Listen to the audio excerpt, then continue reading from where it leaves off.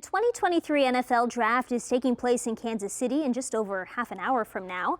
Players will walk the red carpet and make their way to the green room, where they will wait to hear if their names are called to the big stage. At 3.1 million square feet, this year's NFL Draft Theater is the largest one to date. The Carolina Panthers will have the #1 overall pick and are largely expected to choose Alabama's Bryce Young. The three-day spectacle will also feature a concert series and lots of other fun activities for NFL fans in attendance.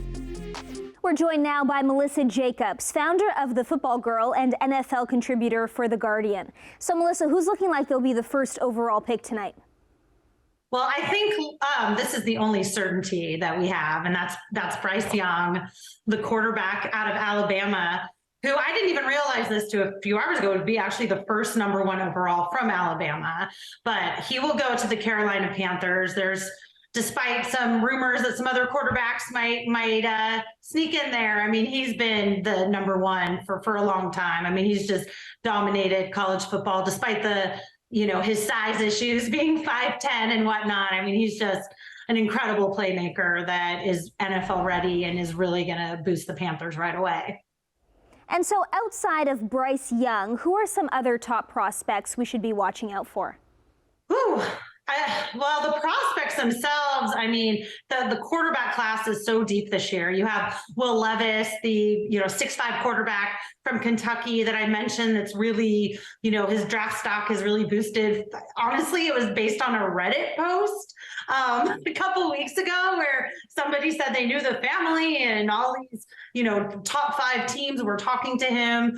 CJ Stroud also is another NFL ready guy from Ohio State, and when we're talking about quarterbacks.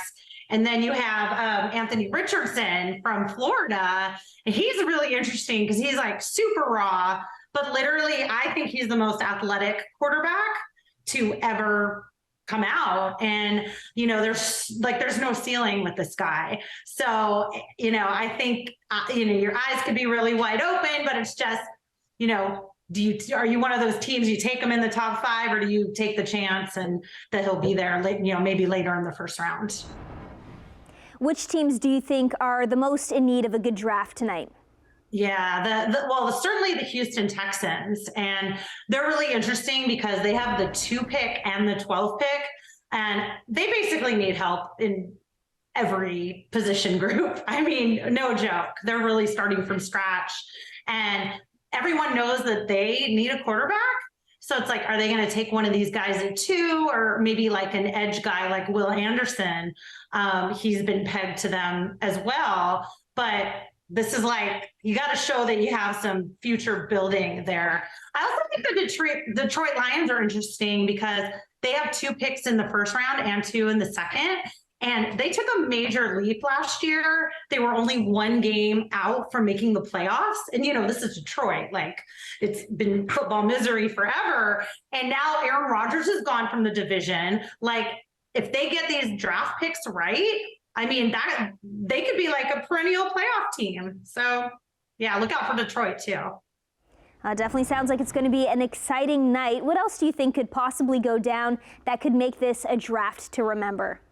Yeah, I think a lot of trades. I mean, that's the big thing. And it's like, I mean, after Carolina won, I mean, you have Houston and Arizona and Tennessee, and we have no idea what's going to happen. Like, literally, usually there's some consensus on like #2 will go here, that pick will be traded. No idea. Like, it could be all over the map. I will be shocked if anybody's mock draft is actually correct, but the uncertainty is really exciting. Thanks so much for chatting with us, Melissa, and enjoy watching the draft tonight. Thank you so much.